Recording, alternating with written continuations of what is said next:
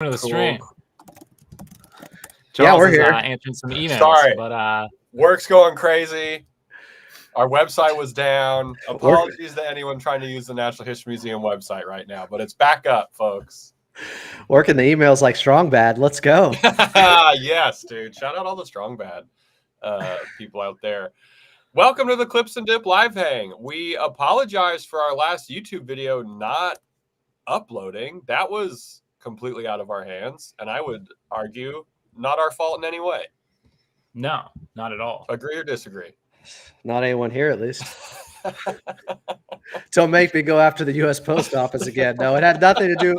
Technical issues. It happens. It happens. Not a whole bunch to really talk about. We're going to talk about Adam's club over country feelings with France and Team USA playing tomorrow at 12:30.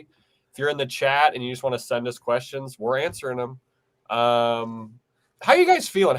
This is really the doldrums of Clippers offseason right now, right? This is where, aside from Nic Batum and some Rico Hines run stuff we're going to talk about, how y'all doing? Will, I know last episode you were very settled into the offseason.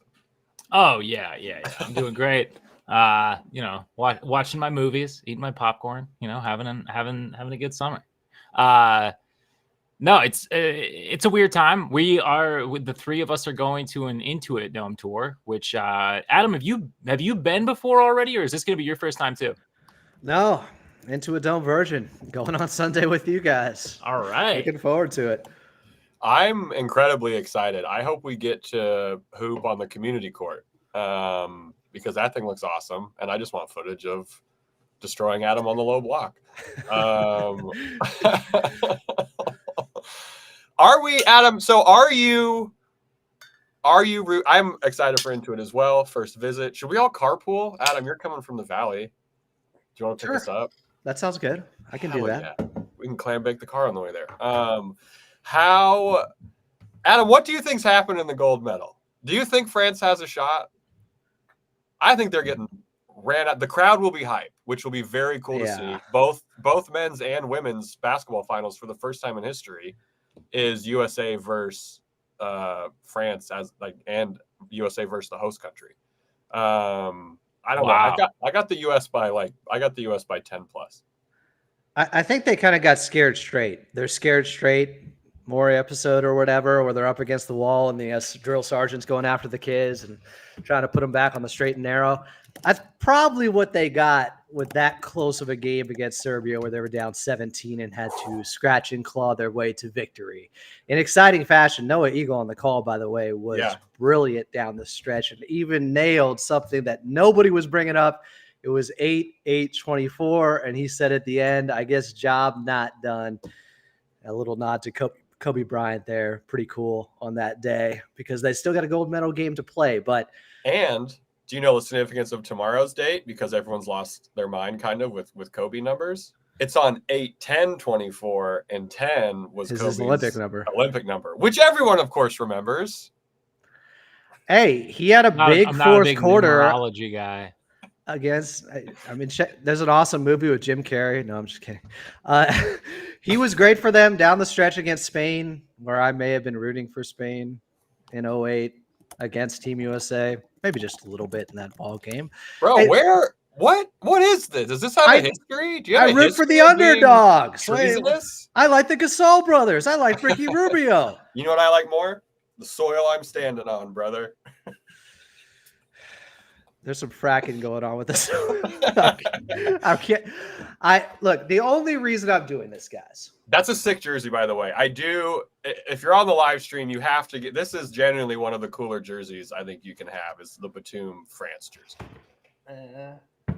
We believe it. Yeah. It's a Batum France jersey, and it's only because, man of my word, sticking with what I said, if he came back to the Clippers, I would root for France, even if they played Team USA. I didn't know it'd be a gold medal game. I didn't know it'd end up like this. I thought it could be an exhibition game. I thought maybe Germany. Maybe who else did they? How did you think it would not be a gold medal game? Because they could have met along the way. What? I didn't know The what friends we bracket they were make going to along be. the way, Will. They bracket them. They could have been in the same bracket. Did you look at the bracket before making this decision? There was no bracket. This was back in June or something when I said this. May. My God, what do you want from me? May, December. What do we expect from Nico in this game? Because I think the U.S. winning. Will, what are you excited to see from Nico tomorrow? I mean, other than the no-dip threes, because we all love those. 12-8-3. Ooh, mark it down, dude. If Nico gets 12-8-3, I cannot think of a better way to head into the kind of preseason type stuff. And that's 8 blocks? Yeah. Batumbo's showing up. Okay, wait. Write down Batumbo right now. Have we? Oh, I've been saying that on the radio for years. Okay, great. Okay. No, well, Eagle has used Batumbo. I mean, we're bringing it to the pod. Block Tomb. Mount Batumbo, though, is tough. That's a good one. Adam, what are you expecting from Batum? Other than 12 assists, 8 blocks, and 3 points. Well, if they're going to win, he is going to have to not just do the little things. He's probably going to have to knock down 4 or 5 threes because Team USA is going to be well prepared and ready. They didn't come this far just to lose to France. But Or did they? well, look, they just protest the game. There's like, we respect Nico so much. they know how good Wemby is. They know how good Gobert can be when he's on the court and actually being a plus out there. There's always a discrepancy regarding that, how much he really helps the team against certain matchups. But they looked a little bit discombobulated early on against Serbia, who granted was red hot from the outside. And some of those shots were really well contested. There's nothing you can do about that. When Bogey is going off like that. As Clippers fans, we've seen well-defended shots go in and been on the wrong side of those before. Yeah, this was a heater that Serbia was on. In fact, Jokic ended up with less than 20 points, correct? Didn't he go 0 for 6 from 3 too? He had some bad looks in the second half. Yeah. It's our year and Jokic is a bum, baby. I think that is close as they will get to losing a ball game, obviously, in this tournament. Being down 17, they'll come out, play hard, and probably put their foot on the gas early against France and not let it be as close of a game as we saw leading up to it. Hey, maybe Tatum will even get some minutes. That'd be crazy. I'm tired. It's gonna have to be discourse. Do we have to talk about it, dude? It's so funny because it's like just let them win the gold medal. Like this is such a like. They're like if they were losing, I think the criticism is fair, but it's totally. This isn't a vanity project for Jason Tatum. Like they never said like you're gonna have a leading role or anything. Didn't he miss like 3 out of 4 of the days of the training camp or whatever? It's like I can't talk about this anymore. I can't hear about it anymore. Do we think Kawhi would have gotten similar? Yeah. Hey, talk about that tweet you put out there when Team USA was down big. That Kawhi tweet, Chuck. Because was kind of thinking about it. You know, they could use right now on the perimeter. I don't know. Kawhi. I mean, Kawhi's game for FIBA, I think, translates well. He's gigantic. He defends well, and he crushes it in the mid-range. So that seems kind of to be FIBA, adjacent. He doesn't shy away from the physicality. That plays into his hand. That's typically why he's been so good in the playoffs. It's not like Kevin Durant has been bad, but I do feel like Kawhi Leonard, that physicality that occurs in the playoffs and things change a little bit there and the way refs call it, that works for Kawhi. We saw it against Phoenix in those first 2 games, while Kevin Durant's more finesse on that side. And by the way, look, I don't want to – we've talked about it plenty. Will just said it. But, them making the decision to not bring Kawhi Leonard while Kevin Durant doesn't play at all in the exhibition games, to me, it does look more political now when I see the commercial with Deion Sanders narrating a Kevin Durant Olympics commercial. And the fact that I didn't realize he was about to be the all-time leader scoring-wise coming into these Olympics. That's why he was never going to be left off the team. Well, that was the point I brought up. I understand the Nike thing, and I think that's fair. I of course it probably plays some role, but like he has the history with Team USA. Like, of course that guy is going to get the spot. Like, why would he not? Yeah, but it's something everybody could celebrate. Oh, he's the all-time leading scorer, men's, women's, Olympic basketball. It's Kevin Durant with that title now. So, And he did play well in the fourth quarter against Serbia. Oh yeah, the clip of Melo yelling at him to just go at that guy was, I mean, an all-time Team USA clip for sure. And then Noah, the cross, the sauce, the splash on the jumper. I like this question from X Mongo Project. Pat Bev said Kawhi works too hard and that's why he gets injured. Are we worried about that? We've heard about some of the offseason stuff from Kawhi, like guys who've gotten to work out with him in San Diego say it's like brutal, right? Like it's like Heat West, you know, it's like the Miami Heat West type stuff. Will, how do you feel about the idea that maybe training too hard is something that could deteriorate Kawhi heading into this season? I mean, it's a very real thing. At this point, I just think it's, you know, like it's accumulated miles. I do think, you know, it's one of those things that is the reason why he got to the place that he has been, why he is the player that he is. So it's kind of a double-edged sword with that. I mean, he, you know, clearly takes a lot of pride in that preparation, and that's what it takes for him to be, you know, a top 5, top 10 player. And like I said, you know, it's city miles at this point, you know, like I think that he might as well just stick whatever is going to make whatever is going to make him the most comfortable. I don't know. Like, yeah, maybe taking it a little bit like 20% easier would probably be good, of course. But it's, you know, I don't know that like reinventing the wheel is going to guarantee a different outcome. I think if anything, that could be that, you know, that could present its own issues and its own problems for a guy who's, you know, been very methodical in his approach his entire life, really. You know, yeah, like I said, it's a double-edged sword. It takes that kind of preparation to be the type of player that he is. Obviously, he has a certain type of personality that makes him inclined to perform that way. So, yeah, I mean, I guess if he could take it 15% easier, that'd be great. But at this point, you know, with that knee, like, I got to be real, man. The damage is done. Like, it's not, you know, you're not wrong. It's not like, you know, unless he underwent some sort of constructive surgery that they opted to just not tell anybody about, you know, it's the damage is done. It's really just trying to mitigate that. And I think a big part of that, I mean, obviously overuse is an issue, but like him actually feeling comfortable on that knee is going to be the biggest thing. Like what is going to help him alleviate pain. And if that's, you know, being ready through training at game speed, then that's just kind of what we have to accept at this point. Yeah, I concur with pretty much everything Will said there. This is what has got him to this level. To take away the maniacal ability he has to practice as hard as he does, to be that methodical. And by the way, he doesn't play 5-on-5 during the summer. So he doesn't go quite as hard during the grind of a regular season, maybe for that reason to hold something back because he doesn't want as much tread off the tires.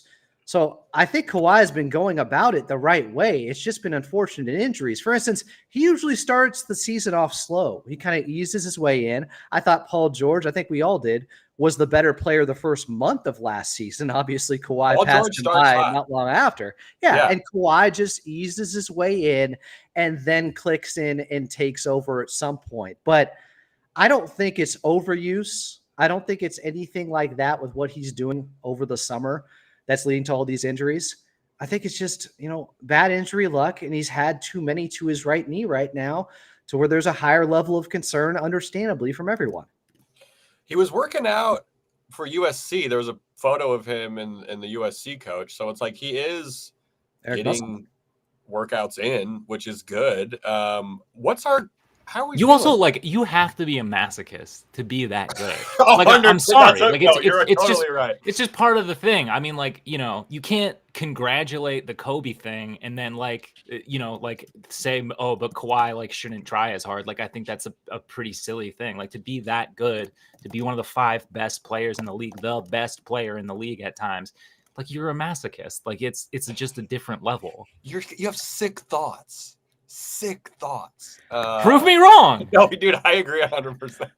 It would be weird to get to a point where people are criticizing a player for practicing too much. I don't want to go there. No, absolutely not. Yeah. Maybe he should just start yoga. That's my only thing. If he's not doing yoga, maybe just start doing some yoga. Oh, he's definitely doing yoga. Yeah, that's true. What was that? He's a SoCal guy. Yeah, he's got yoga vibes. whatever he was drinking that he called the goat juice in Hawaii. I don't know if that was last year or the year before. Yeah. Maybe get back to some of that. What is that? Yeah, looked green. It looked healthy.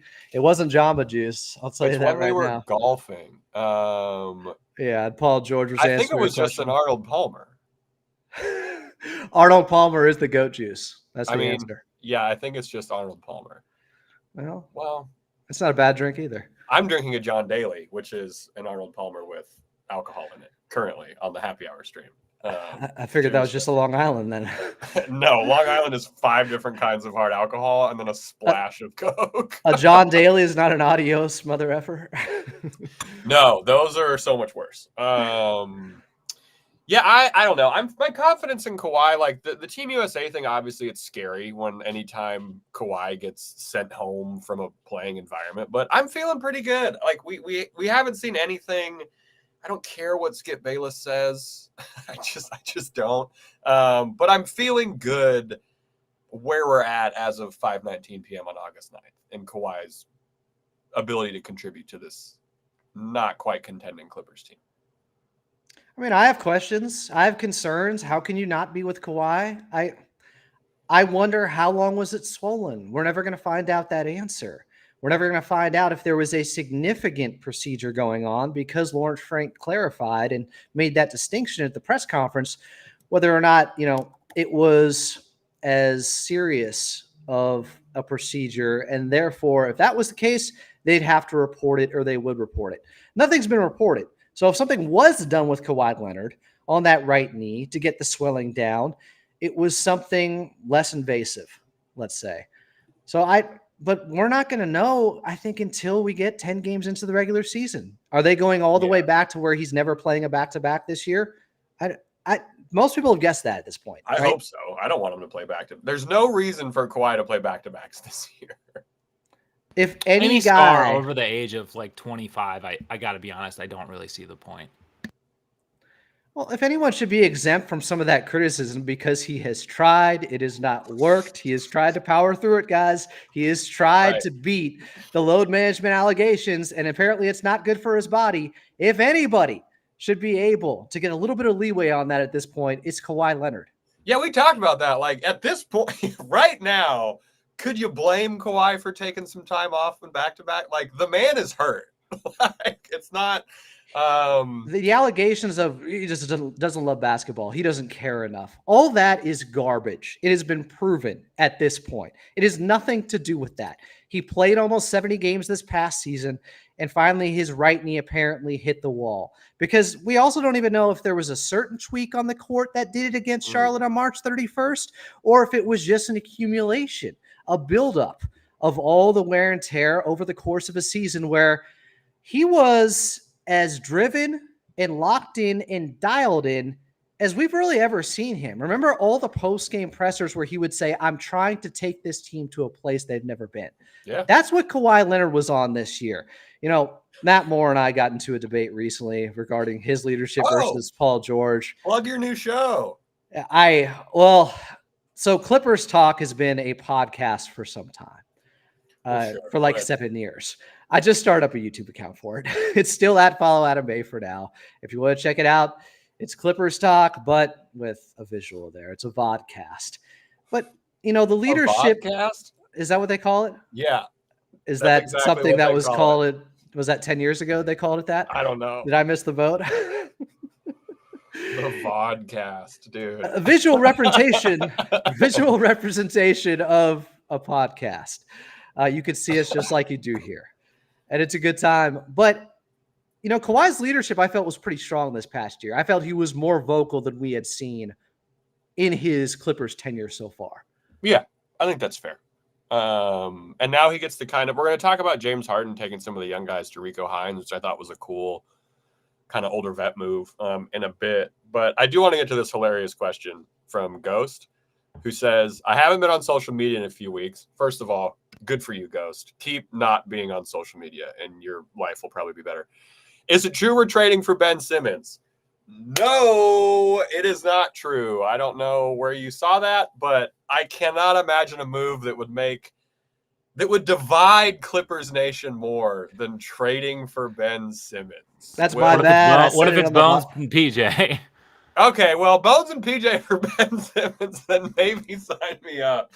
But I don't think we're trading. Take a flyer, dude, and it would be a flyer. For him or Robert Williams, like we talked about last week. You know, I'm okay with those guys moving for someone like that. Yeah, I'd rather have Robert Williams. You wouldn't rather have PJ Tucker? I'd rather have a broken fax machine than PJ Tucker on this team. Facts.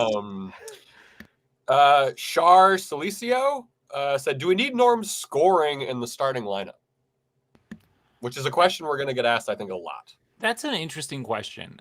With Terrence Mann, Derek Jones Jr., and Ivica Zubac, we've all talked about how I think a lot of this is really going to depend on how Zoo is featured in the offense. Because I'm expecting the offense to have a little bit of a different look this year, like we saw at times last year, and certainly like with Harden running the show. There is, a bigger opportunity for Zoo. If they kind of fall back into their old ways and he's forgotten about, iced out, I do think that could be a real possibility, unless you see some sort of massive offensive development from either Derek Jones Jr. or Terrence. But I think what seems like the most realistic answer, likely answer, is having Zoo fill a bigger role on the offensive end.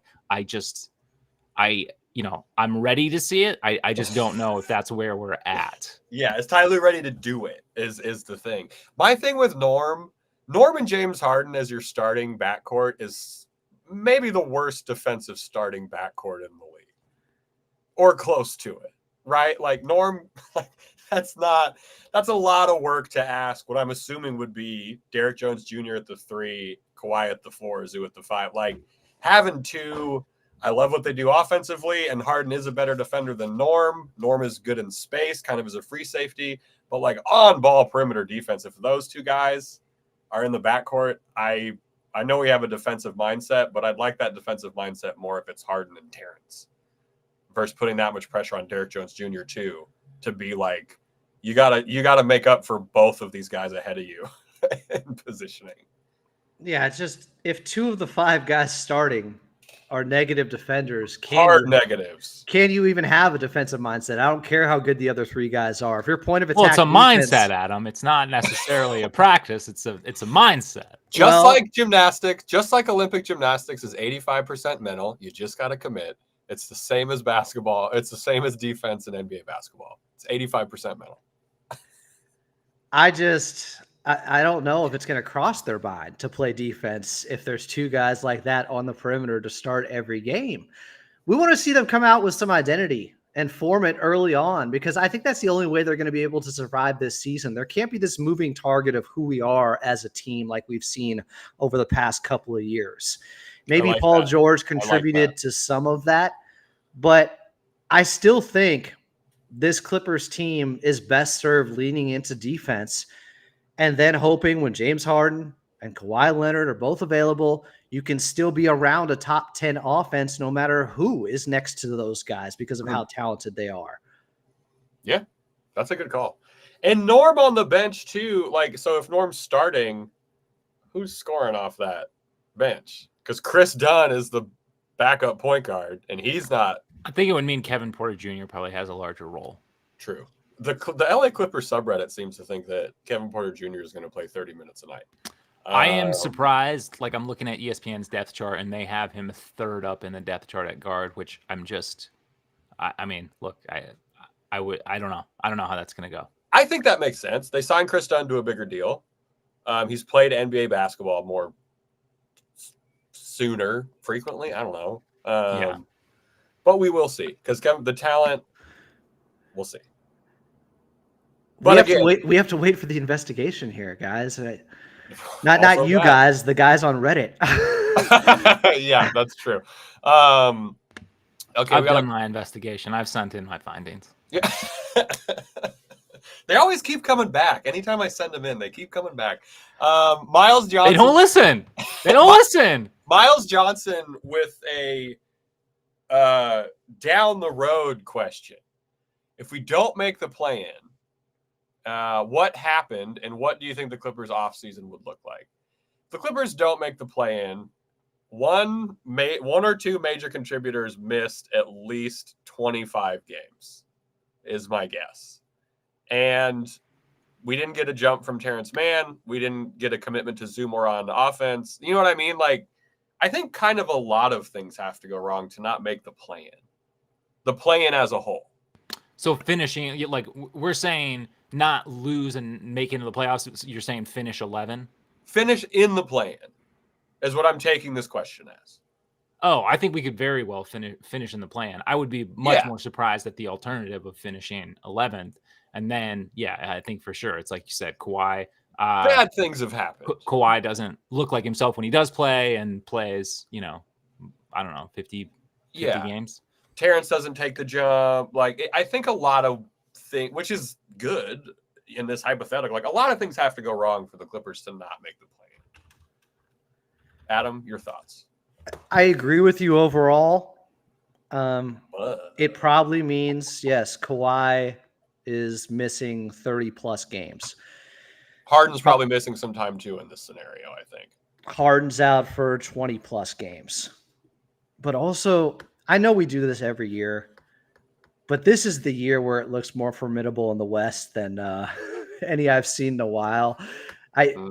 We've talked about it, but how many of these teams are actually getting worse? If you wanted to identify a team that's noticeably should be getting worse, most would probably point to the Clippers because they lost Paul George. Yeah. Like, OKC's not getting worse. Okay, maybe they're not going to be the 1 seed, but I would take them to win it again. They just signed Hartenstein. Exactly. That's not nothing. Denver Nuggets aren't going to get significantly worse. I'm worried about Jamal. Because he wouldn't give the ball up to SGA. I just don't think. I think his. Okay. And I mean this like it sucks. Like I think he's lost a little something from that injury. That could be the case. But I still would have them Jokic, top 5 in the West. Well, and Jokic is a bum now, so he's been exposed to the world as can't even beat Team USA. He had Bogey. What else do you want, man? Get him some help. But the Pelicans could be better. They could get a healthier season from Zion. Phoenix, with their big 3, I would think is going to gel a little bit better. Dallas isn't going to be significantly worse. Sacramento can get better, obviously. They have DeMar DeRozan now. Golden State could be, maybe they're around the same. But then you have Houston. You have Utah that's sticking with Markkanen. He's not going anywhere. And the Memphis Grizzlies were the 2 seed, just a season removed from being the 2 seed. And now they're getting healthy again, and Ja's coming back. And San Antonio's definitely going to be better. Outside the Portland Trailblazers, there just aren't many walkovers. So they could be in a battle if things don't go well. Sure. Or just trying to get into the play-in, to the point of the question. Yeah. There's also there's more. I mean, there's obviously more question marks this year on top of the normal question marks. That's true. The biggest question mark being Kawhi's health. Here we go. We're going to take actually a quick audio break real quick, and then we're going to come back. This is strictly for audio. If you missed the live hang, we're going to put this out on audio. Everyone in the chat, thank you for hanging out. Always a good time. We're going to come back in 3, 2, 1 on audio. All right. We're back in. Hey, how's it going? Wonderful timing. We're hanging out here on a live stream. If you're not watching, we're over at youtube.com/@ClippersPodcast. We're not streaming on Twitter anymore. Not our choice. That wasn't that came down from above us. But anyways, Fashizzle Badizzle wants to know: have they given up on trading Bones until the All-Star break? Could we see Bones at 1 and Dunn at 2 off the bench starting next year? Well, I'm going to start with the second part of this question, and I think that's a no. I don't think there's any way that Bones has, in the offseason, vaulted to be one of the first 2 guards off the bench. Did you see him at the Ball Don't Stop Pro-Am, I did. I saw the highlights. I liked it. I just don't. I'm still struggling to see him having a future with this team. Even if he is on the roster, I would be shocked. I would be shocked. He's not running the backup offense. I love this guy. I wish I used to be a skeleton key holder, got a new keychain, but I don't see it happening, which sucks. He should have been. There's a lot of things to talk. Once Bones is off the team, we can really get into how the Clippers completely mismanaged having a young guy who was second team all rookie. That's not for now. But yeah, I mean, second team all rookie. That's nothing. There's potential, but he's the best young guy the Clippers had.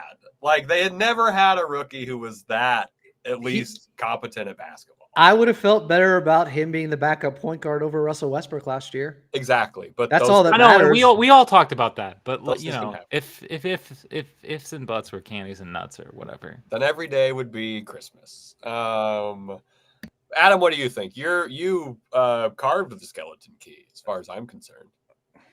Well, I don't want to talk too many hypotheticals. Apparently, I have some buts, but trading Bones until All-Star, Chris Dunn does open up some possibilities because he can play the two. Yeah, he doesn't have to have the ball in his hands. He can be a backup Patrick Beverley type of guy. If he's 75% of what Patrick Beverley was in his Clippers career, and he's coming off the bench and help solidifying and keeping that, transition of, I guess, a line shift from the starters to the backups and holding on to that identity of being a defensive ball club, that would be huge. Just Chris Dunn being a leader there. Funny story. He played 28% of his minutes at shooting guard last year, the third highest of his career. So that is there, but I think the Bones question is the biggest part of the Bones. The Bones issue is the biggest part of this. Do you think they can realistically get back 2 seconds right now for Bones is the question, I think. Because if they could, he'd probably be out by now. No, I think no. That's a good call, though. I think that he's become like the 1 second that you would get in exchange for taking on the PJ Tucker contract. Ooh. It's kind of where he's at right now. So then is it going to be an issue of, are we better just not having them in camp? Are we better just not having guys who are going to be limited with their playing time going into the season, and the vibes aren't going to be there in Hawaii if they're on the team? Maybe they'll have that's the bigger thing. Like, are they going to be malcontents? Because that it seems like that was honestly the bigger issue before, was that it just seems like with Bones especially, I don't think that there's doubt necessarily of the talent level. It just seems like interpersonally there's something going on there it's not jiving with the powers that be. And Bones hasn't been consistent. He's made like 43%. Well, like I said, I do think that, I think that whatever it is that's going on, because I can't, I don't know, I don't have any interior knowledge of the situation. You follow Bones, right? Yeah, of course. All around, stalking him all around. But whatever that is, what seemingly is a personal or personality clash going on there, it does seem to be affecting his production on the court. Yeah, he's a 39.8% shooter in his time in the pros. How many threes does he take? Like, his field goal percentage and shot distribution, it probably leans pretty heavy on a lot of those shots are threes, right? Yes, he is a 36.1% three-point shooter. So right about league average. Yeah. But he's taking them off the bounce. He's taking them from distance. No, for sure. But if that's your thing, you should make those shots. I just don't understand. When you see a guy sporadically who didn't play for almost 2 months and then he gets time on the court, I just don't know how you could possibly. No, that part, I agree with that. The herky. They see him every day, though.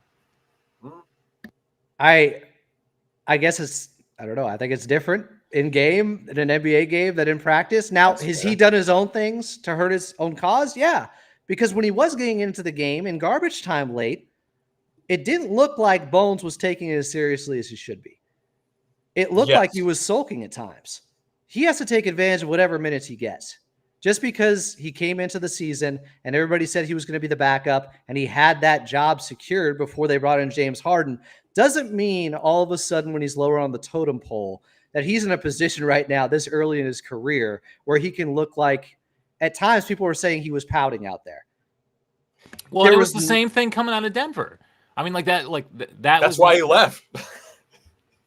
Right? I mean, he got like he was getting less playing time there, and obviously there were more guys ahead of him. But it from the knowledge that we had, it seemed like that relationship is what really went south, even more so than the than the on court stuff. I think it's fair to say that there's criticism on the Clippers for how they have used Bones or some young players, and also say some of this is on Bones too. Do you think they've misused him as poorly as they've misused Russ?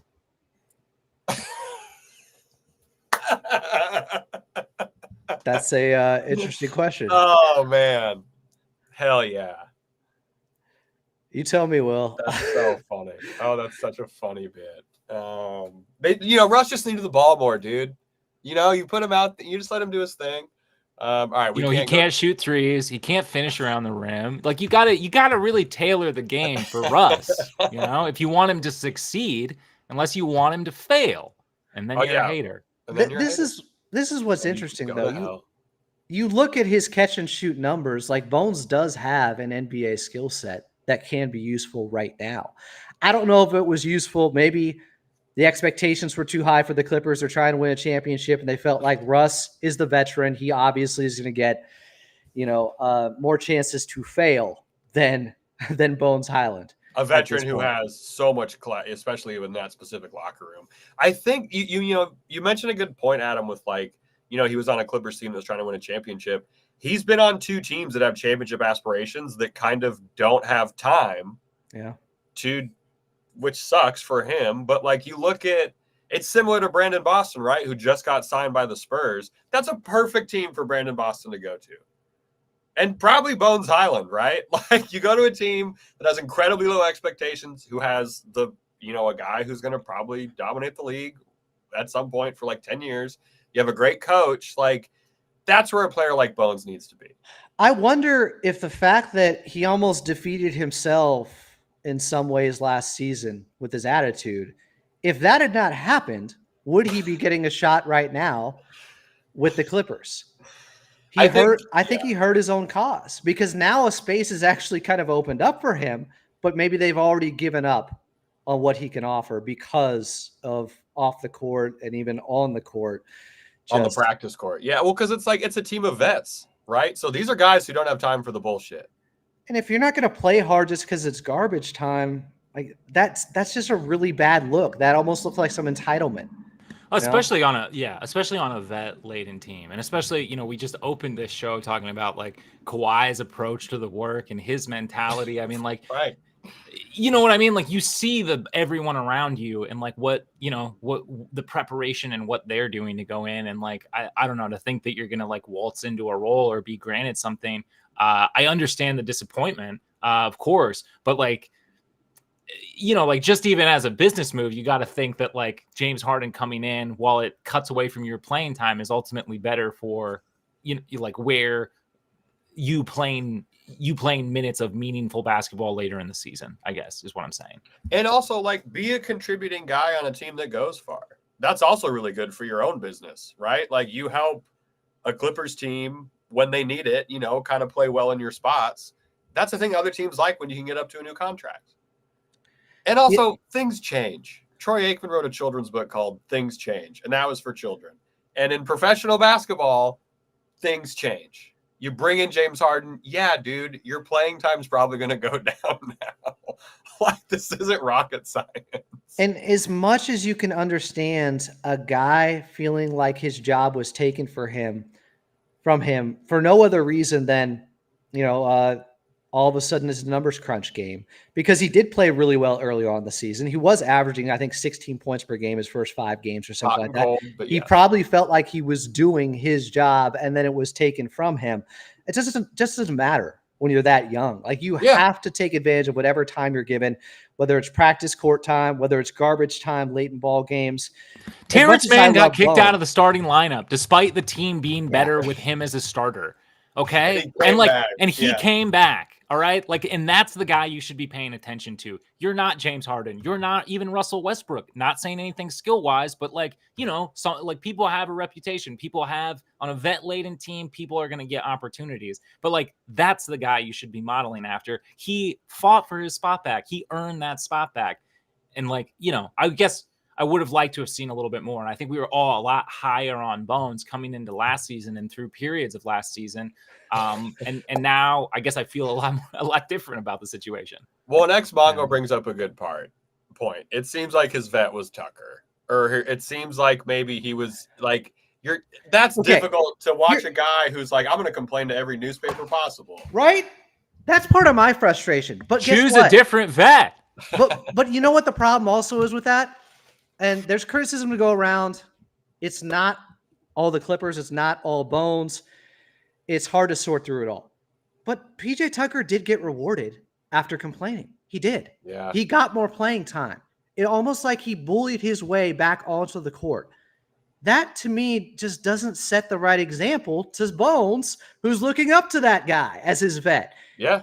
I didn't like that. I obviously nobody was asking for I don't think anyone liked it. Yeah. To start in game 6 of a must-win game either. I didn't see anyone on Clippers Twitter saying, well, now we might have a shot here.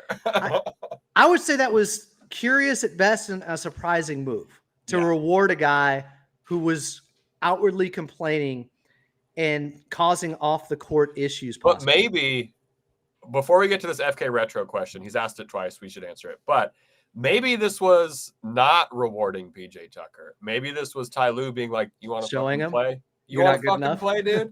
You want to play, dude? Play. Let's see how this works. Go play.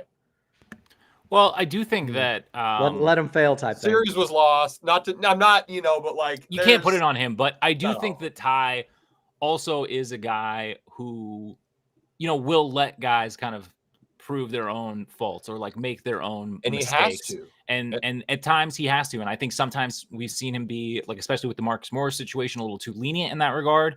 But like when something is clear, like it's got to be clear even to a player, like, hey, you're getting the opportunity, you're getting the minutes. This is what we're receiving. Like what do you expect? How do you think that this is going to go now? Like we're going to give you even more. Like what do you want? With PJ, it was just so unique to me because they gave him minutes early on when he first got there. It didn't work. Then he complained more. They needed a win. They needed a win more. Though. Like I kind of got, it. Like needing a wing and a guy who's 37 or 38 though, and looking like that are just like, I would rather play Amir Coffey more. There have to be other options than PJ Tucker starting in a game where people say the season was over. It was looking bleak. It's still a must-win game 6 where if you win that game, you get a game 7 at home in the first round. He outscored Paul George in the second half. Okay, getting to this FK retro question, which I don't fully understand. Is it just the most important part of this season being better than Houston so we keep our pick this year? The Clippers.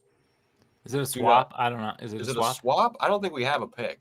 I've heard this from Law Murray. I should have looked it up, but it does sound like they can keep their. Sorry. Okay, I'm going to read what I'm looking at, and y'all follow it or I'm try. I'm seeing a lot of balloons. I'm taking that as good news. Oh, no. Are there balloons? I don't know if it's good news. There's been a bunch of balloons. I can't control the balloons. I think we've established that on this podcast. They keep like 5 first-round picks? How many is it?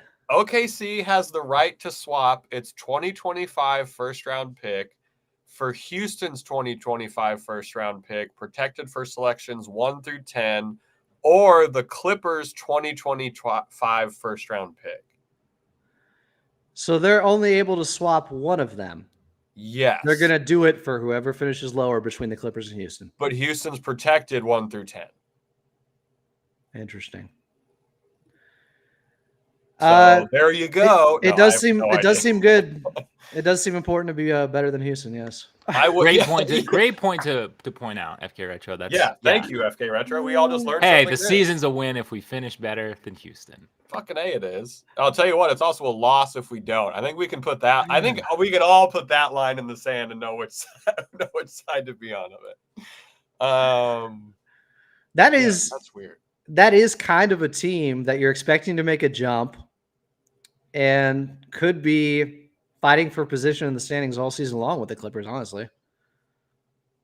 I wouldn't be surprised by that. It will be interesting to see where we stack up with the youth teams, kind of who should be taking some kind of jump. They had a tough victory in Houston late last year. where Kawhi took over against Jabari Smith a little bit. It was a fun game. Yeah. And Houston plays because we won, but hard. Yeah, they got. I mean, it's gonna be. I like what FK. Houston could be pretty damn good. There's a lot.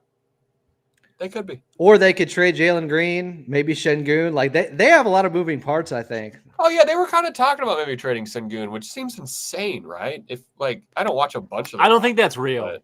Yeah, that would make sense because he is very good at basketball, professional basketball. They're kind of in that place where they have to decide which direction they're going with, star-wise, I guess. Keep both. I don't know.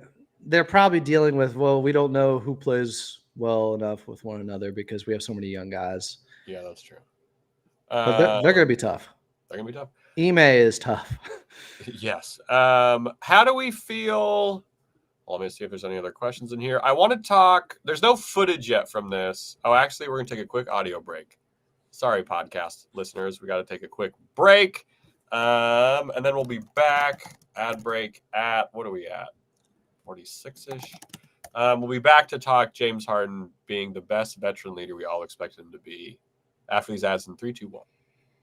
Welcome back in. It's season 3. It is a live episode for you here on the YouTube side of Clips and Dip. The YouTube side. Some call it a vodcast. I don't want to split hairs here. It's semantics. But Chuck Mockler, Will Updike, and all three of us will be at the Intuit Dome coming up this weekend for the first time. It's going to be a lot of fun. We'll bring you some content from that. James Harden, the best veteran leader on the Clippers team? He might be. He took Derrick Jones Jr., Jordan Miller, Cam Christie, Kobe Brown, and Elijah Harkless to a Rico Hines run, which, if you're familiar with Los Angeles basketball, is a pillar of off-season runs for pros, semi-pros, and people who play at levels of basketball no one else can. I love this move. I want the footage to come out, but this is an awesome move by James Harden. And because James Harden is very much an LA guy. Like, he's helping these, you know what I mean? Like, I think those guys could go to this run without James Harden. But James Harden, seemingly, I like the idea of him getting everyone together and getting them into this run. Are we in agreement that, as opposed to Paul George, James Harden clearly wanted to stay in LA because he likely could have gotten more than 2 years, $70 million somewhere else? Yeah. He loves giving up money. It seems. I mean, I think he definitely wanted to stay in LA. I don't know how much more he could have gotten. Like, would it have been enough? Do you think he could have gotten to Utah 3 for $120? Like, I don't think there was like a huge amount of offers out there. I had guessed he was going to end up with 3 years, 2+1 from the Clippers for about 110-ish. That was my guess going in. Now, he could still opt out after this year, and he can get that year back eventually. But I'm still a little bit surprised by that contract, obviously. That is a bargain in some ways. But you do raise a valid point. I do think that he was ready to kind of stop jumping around. Time to settle down. Classic James Harden, settling down. That's what he's known for. The strip clubs are worse than LA. The strip clubs are markedly worse than any other city he's played in or seems to live in. Because doesn't he mostly live in Houston? They're not worse than Brooklyn. That's insane. Oh, They're not that's worse than Philadelphia. Call. That's insane. Oh yeah, yeah. In what ways? What's the difference? I don't know. Well, the strip clubs here close. Of all, right? Like, and it's just different culturally. I mean, he spends most of his time in Houston. But I want this footage to come out because it's also like it's awesome for Cam Christie to be out there. Getting because the Rico Hines runs are not bullshit. You play like these. I have to look up the rules again. Like the Rico Hines rules are crazy. Like it's like you're running your ass off. 4-point shot. 4-point shot. 6-point really? shot. No. It's Rock and Jock? No, I'm going to look him up right now. But I love. Yeah, I think he just wants to be here. I think he wants to actually make something happen for an LA team. I'm saying that as of August 9th. This was his final destination, basketball city. This is where he always wanted to end up. Well, maybe not his final destination. Basketball city. Yeah, basketball city, sure. But I'm excited by this. This is like I hope Amir Coffey's there too, and maybe he just wasn't in the picture. I want every Clipper to be at the Rico Hines runs. Kind of worry about how Amir's feeling right now, to be honest. What do you mean? Like, he's kind of been the overlooked guy this offseason. How does he fit in with if they're trying to bring in some of these youth guys, Jordan Miller? Like, he could be the odd man out in some ways. And he had a really rough playoff series. Do you think Jordan Miller could challenge Amir for those minutes? I know a lot of people want him to. Do you think Ty would? Because, like, again, the expectations, Ty always wants to win, obviously. But this is not a championship. Other than the fact that this is totally our year, this is not the Clippers' year. It's not what Will said. How dare you? You can't forget that this is. I mean, if it was ever going to happen, this would tell him. year. This is the year. Tell him. Just woke up this morning with the feeling like, buddy, this is our year. Whoa, this is the year. I don't know. I really want Jordan Miller to get a shot. I don't really, and I mean this. Shot at what? Just spot minutes. The Amir okay. minutes. Like, he's not fucking second string. Like, I want maybe some Amir minutes. Like, I don't, and this is my opinion. This is not the opinion of Clips and Dip as a whole, obviously, full disclaimer. I don't care about G League stats. If you're like killing it in the G League, I'm like sick. If you're really bad in the G League, I'm like, well, that doesn't seem good. But if you're just like crushing it, I'm like, awesome. A lot of guys have done this. No disrespect. It's much different basketball than you're playing up in for the NBA club. I think Jordan Miller could have productive NBA minutes. We saw him do some stuff in summer league where it was like, you don't trust the G League scoring, but a summer league showing is he's ready for. It's more than the G League. Spot. I think he's ready for him to challenge Amir Coffey is what I'm saying. He's not ready to be penciled in, but he's ready to challenge Amir Coffey. I think it's all carried over. I kind of wondered whether the G League or Summer League is more competitive brand of basketball, more organized basketball. I would imagine the G League's more organized. Like you're playing with the same G League guys. has a season. Yeah, sure, but the Summer League is guys from Europe trying to make a team, young rookies, old weird pros, young rookies and old pros. But it's this mix up of guys. But what he did in those games, how he was scoring, he wasn't like he wasn't just ISO putting up 25 points and like killing a guy off the dribble, which is obviously not going to happen in X-Mon goes on it. Thank you, X-Mon. No. He just did things that looked like they would translate to the few opportunities he would get when he gets first team time with the Clippers. I think if he shows out in training camp, he has a shot. Honestly, by the way, preseason basketball. Wait, now that I'm so honestly, if Miller secures a spot, it's looking like our year. So there's Summer League, there is G League, and there's also like preseason games. Is preseason games in between? Like, where does that rank in terms preseason is below Summer League, maybe. It's the third low. It's the very bottom because that's kind of where I'm thinking. Is that nuts? That's or tough. Correct. No, because it just depends because I feel like preseason games are such a crapshoot as to like who's actually playing. Right. I mean, I've seen with summer, right? Like it's probably honestly above both though, just in very small segments where all of a sudden Kawhi gives you 5 minutes in a preseason game, like we have seen. Chat, what do you think? Coaching is rank for us Summer League, G League preseason. Is the coaching different too in preseason? And then throw in the in-season tournament where that ranks with these. Yes, please do that too. But okay, what are our because you know how I feel about Jordan Miller. I think he could challenge for some spot minutes. That's where I'm at with Jordan Miller. I think you're right with. And then from there, most improved player in the league. The decisiveness that you're speaking to. With not playing with his food like we saw too much from Brandon Boston Jr., which is not going to happen much at the NBA level. Ever. You have to go out there and make quick decisions. He did, and I'm rooting for him. But Will is now a I love young chuckers guy. Look, buddy, that's how you make it your year. The gravity of Wemby is going to help out Brandon Boston Jr. so much. He's going to see so many open looks. Yeah, for sure. I just like the thing that I think translates most is what you were talking about, Chuck, with quick decision making from Jordan Miller. Let it go, with man. him getting downhill, getting to the basket, or just putting him up from the outside on catch and shoots, and not wasting movement and not being out there trying to do too much, which is what you often see from young guys who try to get into their bag. Yes, that is a good call. And I like what X Mongo put in here. He added some stuff.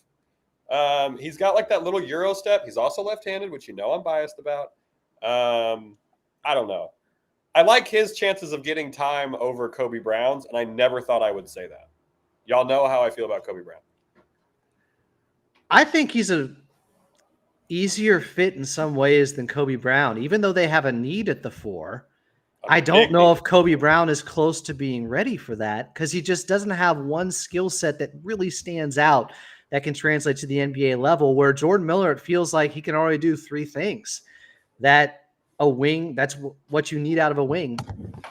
Even at the age of 24 and him growing into a role, if his shooting is anywhere close to league average, I have wondered whether or not he was just on a heater in Summer League. He had a great game 1, and therefore his confidence was here all 6 games or whatever it was. And maybe it's too small of a sample size because in the G League in 25 games or whatever it was, I think he shot 31% from the outside. So who is he as a shooter, really? I'm not sure. I would lean towards he's closer to 30% than 40%. Yeah, I would lean towards that too. But would he be closer to 44% from the corner like you thought John Wall would be when he signed for the Clippers? I thought I said over 38%. I know, I'm just fucking with you. I believe the floor was 39%. X Mongo brings up a good thing. Kobe fouls a lot, and the reason he fouls a lot, he is slow on the perimeter on defense. His foot speed is not. That's like the biggest thing for me that's going to prevent Kobe from the minutes that maybe Jordan Miller could get this year. If he can't guard, he can't shoot, and he can't rebound with that size at a high enough level. Vibes. He's a good connector. Teams. That is the one thing that he has shown. He could get some hockey assists out there. For sure. I want to see more. I'm not out on Kobe Brown like he doesn't have a chance to succeed at this level. I just think it's obvious right now that Jordan Miller's a little bit further ahead. Which, yeah, it's good to see. It's a young guy who could make something happen. Now I'm just worried about Amir, though. Didn't mean to bring it up. Well, I think he's the odd man out right now in some ways. I mean, he was traded last year. There was a trade with Amir Coffey being involved at one point when they thought they had Malcolm Brogdon, when they thought Marcus Morris was off the team. Thankfully, a sliding doors moment. Good thing that didn't end up happening. Dude, that's crazy. Yeah, that would have been bad. Someone's asking, the Restream chat is broken. Restream, no disrespect, you've been fucking up for us. Yeah, Restream has been fucking up lately. Someone in the chat asking, what do you guys think about the NBA Christmas Day schedule? I hate Christmas Day games. Crap.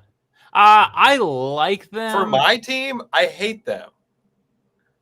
I don't like them either because I'd rather not have to work on Christmas. I don't want to do shit. I wouldn't complain because it is kind of fun too. You feel like you're on a higher, you're on a spotlight. The stage is a little bit higher because that's kind of the NBA's unofficial jumping off point. Double the amount of games. It's just it's not the same as it. Like Christmas Day NBA is not the same as it once was. Agreed. There's going to be NFL games now too, has undercut Ravens Christmas Day. I'm booked. I'm booked. I'd rather watch the Texans. No, like Giannis tweeted like, "Oh, no Christmas Day game," and you're like, "Dude, just be with your family on Christmas." Who gives a shit about it? Also, you suck. The Bucks suck. You suck. Don't suck. You'll get a game. That's also a good outlook too. Don't suck, and you'll probably get a game. The Clippers suck. We didn't get a game. So you guys aren't scorned at all because there's no Philadelphia versus Clippers game. There's no Paul George game on Christmas Day. No, I don't want it because the Sixers would probably beat the Clippers. No, I've already told you what I want to happen. Paul George returns to Intuit with the day that we retire Chris Paul and Blake Griffin's jerseys. Dude, That is the best idea. chat, let us know what you think of that. No one ranked Summer League, G League, and preseason, but we know that y'all have thoughts about. Dude, that would be chefs. That would just be wonderful. It was like, hey, PG, we're gonna have you back. We got a 45-second tribute video because we gotta fit in Blake and CP3's jersey retirement, and you're gonna get booed. I'm gonna boo from the media section. No, I won't do that. I don't even know if I'm invited to the media section, but I won't be booing. I'll wash a couple batteries so he feels at home.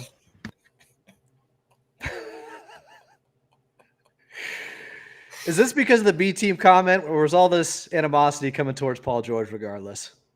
I mean, it's not the. For me, it was coming regardless. Comment. For me, it was definitely coming regardless. I forgot that he even said that. He said so much stupid shit. It's hard to keep track of. I was a smoldering trash fire, and now just that he's gone, and he's get him out of here. Someone asked up in the chat when we're getting the Terrence and Zoo contracts done. When do we? What time is it right now? I think it's 6:30. I think 6:30 it's going to be announced. I think they're just waiting. I think they're waiting to see. I mean, I just noticed Adam's name. I don't know that they want them to test free agency, but it does appear like 2026 is a huge priority. So I think it's just going to depend on what number, like if either of those guys are willing to, to take a lower number that versus test the open market, I think. And also we're getting some stuff in the chat about T-Man not resign. And I've brought this up on the show before. Like he is from Lowell, Massachusetts, and would be a hell of a fit on Boston if they could make that work. And he's been, his chain has been yanked multiple times on this Clippers team. Huh. He's had to play. What was that great tweet from La Murray where it was like in like 2 weeks, Terrence Mann was at one point like starting 2. He was the backup 1. He had to play the 5. He started at the 4. Like you're like, I could see him wanting more of a defined role. I don't know. 6-tool player, more than 5. 6 tools. 6 tool. He can play the 6. Do you think either of these guys are saying, wait, I could get more money if I ball out this season and not sign the extension now? I could prove it, because they should both get more minutes and more shot opportunities and have the ability to show off more of their offense this year. I think the contract year thing, I think it's more real with like younger guys who are kind of in the Terrence Zoo range, where they could also get another big contract after this one. You know what I mean? Maybe it's a fair. This is like this next deal is probably going to be for both guys, like where they make the majority of their career earnings. Like this next 4 years. Yeah, you're right. Kind of like, that's the peak of your earning potential. If Zoo gets 4 for 100, I don't think he's getting more than that, which I think he could maybe get. I don't think 4 for 100 is crazy for Zoo. After what we saw from Jared Allen, I'd be good with that. I hope they do it. I hope we have the contract year thing comes true and these guys just go crazy. That'd be awesome. I would just guess though that maybe the Clippers would like to get it done sooner than later. And then maybe from the player perspective, it's, you know what? I'm about to get more touches. I'm about to show that I'm worth even more than however these contract negotiations are going. Maybe that's why it's being dragged out a little bit further, or we don't know exactly. Yeah, if I was either one of these guys, I mean, they've both been like so reliable. I would probably say like, let's wait and see how this year goes. Bet on yourself. Do you guys think, and this is completely out of thin air, I know that I think Terrence is rep by CAA, their sports division. Would it be crazy if you were like, I feel like Zoo has like a weird agent, like Zoo's agent is like his uncle or something like that. Am I making that up out of thin air? He seems like a guy who would have a wonky agent, and I don't mean that disrespectfully. Yeah, I'm not positive about that. You might be right. Like, there was a moment last season, either right before during the summer or early in the year, when it was brought up regarding contract extensions with Terrence Mann. And he pushed back like, oh, no, we're not even talking about that right now. And it was one of the rare times where Terrence Mann Yeah. kind of put his foot down with the media. He's always so accessible and always so nice. So I don't know. I want to read tea leaves here, but that's all we've been doing this offseason is reading tea leaves. All Clipper Nation. A lot of literature. A lot of literature out there. A lot of literature at the bottom of the cup. D Flow is asking, we should have less back-to-backs and no 12 p.m. games on Saturday this season, right? Theoretically, absolutely. But yeah, back-to-backs are weird because you're still dealing with other teams' schedules. I would assume Nooners are off the menu. Nooners are off the menu, but SoFi Plaza did ban concerts after the hard summer, which means Intuit is in line to have more concerts. So who knows? Maybe we get bumped for some famous pop act. No, I'm just kidding. I mean, the 12 p.m., the Nooner games are done. They've like Ballmer's talked about that, about having a new stadium, I'm pretty sure, about like not having to play at 12:30 on Saturday.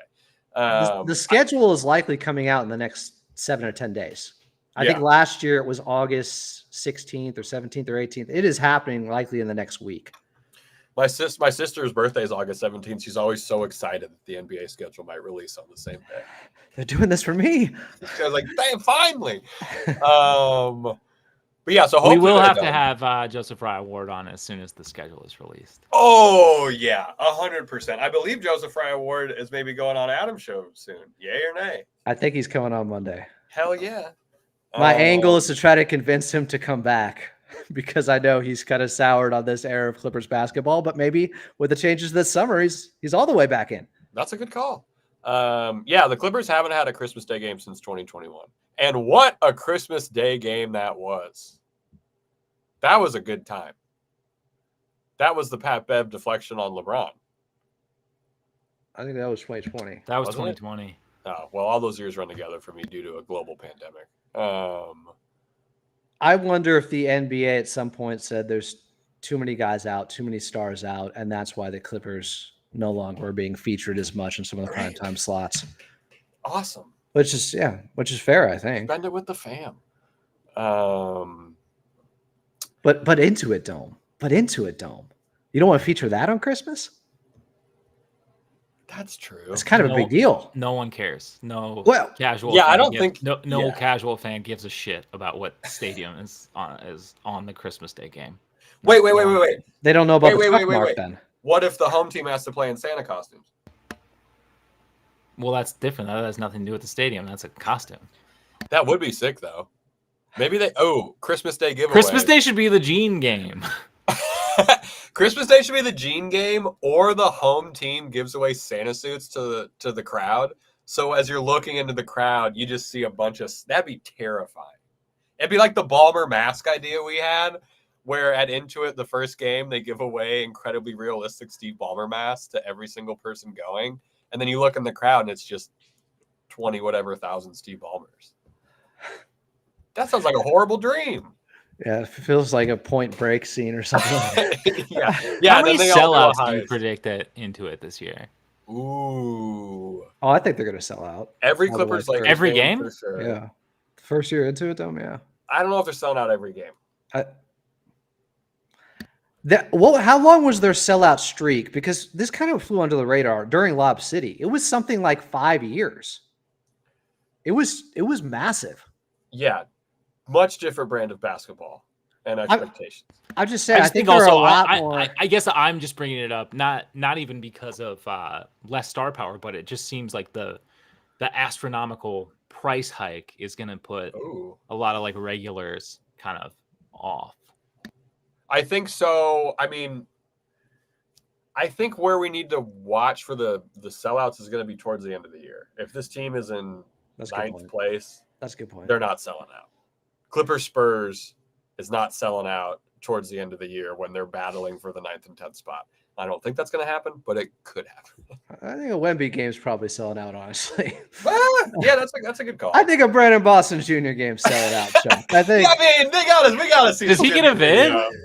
Yeah, his vid's gonna be him being like, and then like those times when he was, that one game in Boston.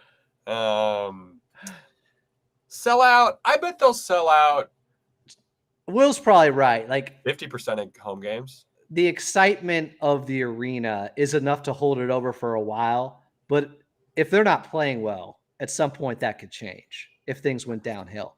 If they're competitive, though, I think they're selling out.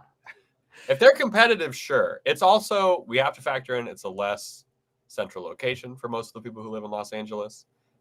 Selfishly, wish they just built their own stadium right next to Staples, if I'm being honest. I wish that would have been possible. On top of Staples. Demolish it. Who cares? That's what I'm saying. Whatever happened there. We all wanted an take arena out that for the building. Clippers. Take out that building where all those graffitied apartments are. How come the Clippers couldn't play there? I hope the Intuit Dome staff that's escorting us around on Sunday isn't seeing this. How sick would it be, though, if the Clippers just had opened a brand new multi-billion-dollar stadium just across the street from Staples? I think it'd be awesome. Just because, I mean, I've brought this up before. Like, just all the infrastructure around the stadium is already there. You know, there's like already. Yeah. I mean, public transit, which I know not that many people are worried about, but there's bars and restaurants and like all the shops. Hanks is right there. Are they going to open a Hanks down in Inglewood? Do we know if that's happening? They don't franchise. Well, that's actually a good call on Hank's part. Ex Mongo Project. I don't know how much time you guys have, by the way, either. I'm just kind of going as we go. Kai Jones Lob City 2.0. Adam, I think you've ran into some of the Kai Jones stands on Twitter, which kind of reminds me of like, I feel like NBA stan culture is similar to like people investing in like Dogecoin and like stupid ass fake, you know what I mean? Like it's like a bit. Like the Kai Jones stands, it all has to be a bit. None of that is real belief. And I don't mean that disrespectfully. I just hope none of it's at like, I don't think the Russ stands was a bit. No, Russ stands are very real, but he had like a resume you could point back to and be like, oh, he was an MVP. He was at one point one of the top players. Like, yeah. Kai Jones has been bad. It seems like a lot of momentum for a guy who's averaged 2-2 so far in minimum time at the NBA level. And I'm rooting for him because the Clippers could really use that athleticism. And yeah, if they had a rim runner next to James Harden, it would be a great connection. We haven't seen nearly enough. Because they don't have one now. DJJ. I mean, Zoo could throw it down a little bit. Can he? Big Zoo? I don't know. Ask him on to Sabonis. I saw someone in the chat saying he's not strong enough. Yeah, I don't know what. Big Zoo or Kai? Zoo. Someone was saying Zoo is too soft. I don't think he is. Hot take. I do think he needs to grow his damn hair out. We've talked about this ad nauseum. Okay, here we go.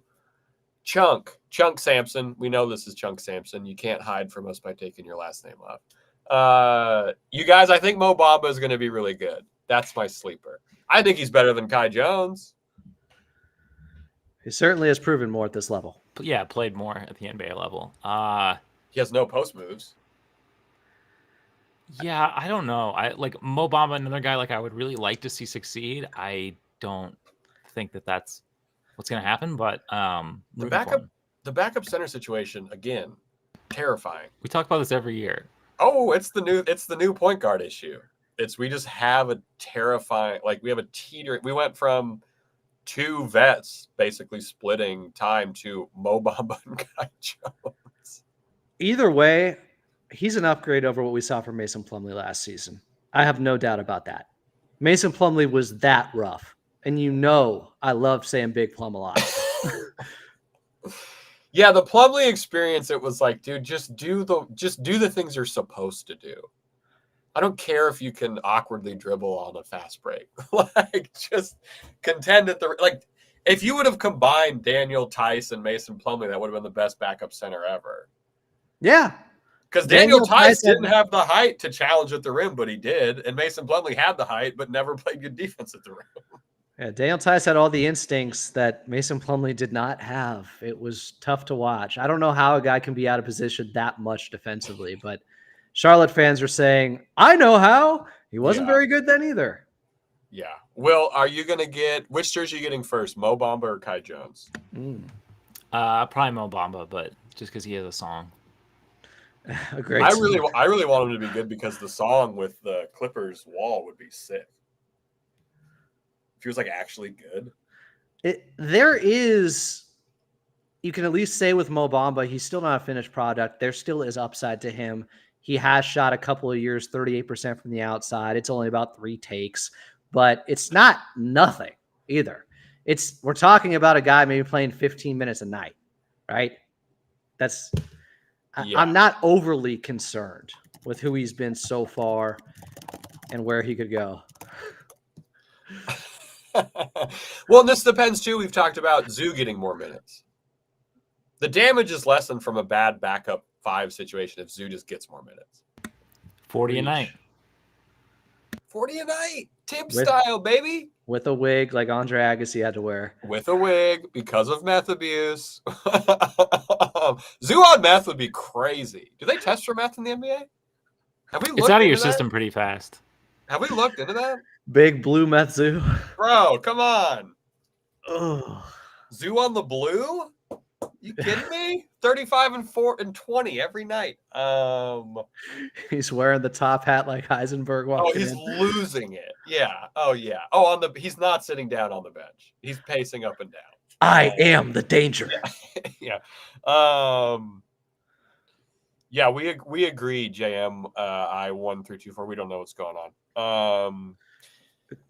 We're on bath salts. We're talking about Zoo. It's the off season. All right. Any final thoughts? We've been hanging for like an hour and 15. Will, Adam, what do we want to see, I guess, before the season starts? I want to see a little bit more clarity with the roster, with Bones, with PJ Tucker, with maybe Amir Coffey. You want Bones traded? I'm not saying that. I just want decisions to be made because it sounds like he's not going to get much of an opportunity. They are looking to trade him. That's what Lawrence Frank basically said. So is that going to happen? Because that uncertainty looming with a training camp coming up and guys who are going to be unhappy, I don't think that's the best way to open up a new year. I like that line of thinking. I would love for opening night Intuit Dome to not have PJ Tucker on the roster, whatever that takes. We'll put it better than I could. By any means necessary. Yeah, I like the clarity on the roster thing. I would like 2 people who don't seem happy here to be not on the team. Because we got a lot of guys who seem happy to be here. Derek Jones Jr., at the Rico Hines run, going to be a starter. Like, there's good vibes to be had. And those are worth something when you're going to be an annoying team to play. Vibes are very important when you're not a contending team. They are when you are contending, but to save from bottoming out, they're incredibly important for a non-contending team. They went into last year's training camp with the unknown and people talking about James Harden and when is that trade going to happen. It would just be nice for them to come into this training camp, hopefully with Kawhi healthy and knowing who your guys are, or at least what positions are available to be battled for by younger guys like Jordan Miller and Kobe Brown. I just want Jimmy World level of clarity. That's all I want. One of my favorite albums ever. Hey. Hats off to you, Mr. Oslam. I do. Okay, so I like this question from JMI 1 through 2 4. What do you guys think about hate watching players? Is it good or bad for sports culture? I would like to go first, and then we can rotate around. If that's okay with y'all. I think it's horrible for sports culture. I think it's horrible for any culture. Hate watching something is not good for the person watching it at all. That's the only person who it affects, is the person watching it. The person that you're hate watching, the player, and I'm not saying this towards you, JM digits. It's only fueling a weird thing by the person hate watching it. And it's a thing that is not good for productiveness in society around regular people, I guess, if that makes sense. Like if you're at work, Will, and someone's like, oh yeah, I watched the Dodgers game yesterday. You're like, oh, you're a big Dodgers fan? And they're like, no, I just hate Shohei Ohtani. You'd be like, okay. You're a sick one if you hate Ohtani. Good. Well, you know what I'm saying? Like, no, I know. Good 4 hours of your day spent. Someone does. Someone out there does. They're getting off on that. Well, there's one specific guy, probably. Schadenfreudering about is not a good way to live. Yeah. I'm just going to say that. It says a lot more about you when you get that involved with somebody who doesn't know if you're alive. What's the John Hamm gif from Mad Men? I don't think about you at all. Thank you. That's who we're trying to be. Yeah. Will, your thoughts on hate watching and why you love it? I have a life. I got other shit going on. I'm not hate watching anybody. Yes. I hate myself if you're hate watching my team, enjoy. I mean, I don't really care. Who has time to hate on others when there's time to hate on yourself? Come on. Right. Work on yourself. Would I have crystallized my inner hate for myself, then I could start hating on others. Exactly. No, yeah, it's just like it's weird. And it's weirdo behavior. And it's a thing that is so weird that the people who do it don't tell people, which makes it even weirder. Ooh. They keep it in. You know what I'm saying? So you're just sitting there and you're like, ew, I hate Trae Young. And you're like, who is this? What is this for? You're not even blogging about this or anything? Like, it's like, you're not even vlogging? Wait, what did we? I'll be honest about this. VodTube? I spent far too much of my life hating on the Lakers, hating on Kobe Bryant. It's not a good way to live. I can confirm this. Sure, you find some other friends to hate along with you, and some of it's just good old-fashioned hate.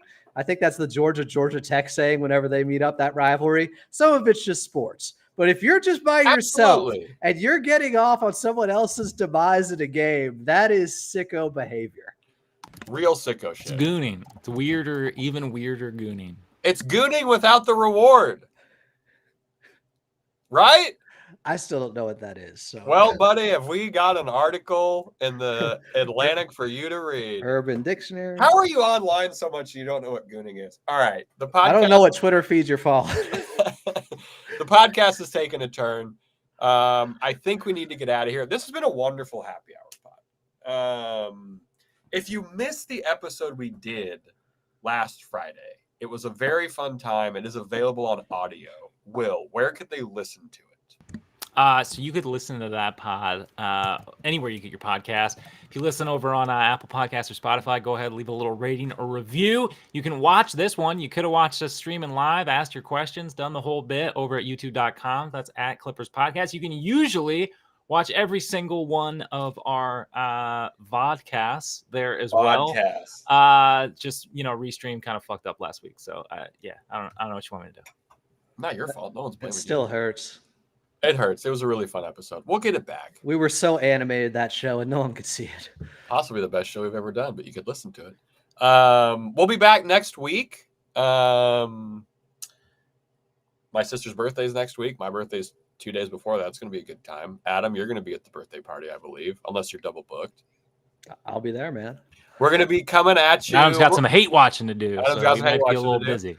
I got to hate on Team USA tomorrow because I'm rooting for France. No, I'm kidding. That would never happen. We could maybe do an earlier episode because we're going to be at Intuit on Sunday at noon, which is going to be super fun.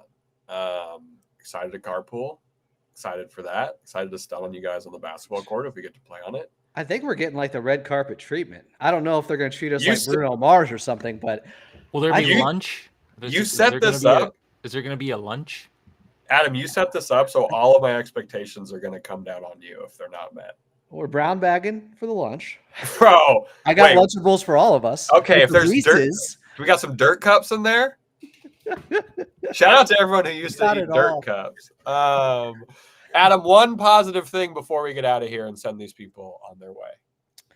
We're getting closer to Clippers basketball, but more importantly, we're getting closer to finally being home. Welcome home. The Clippers have their own home.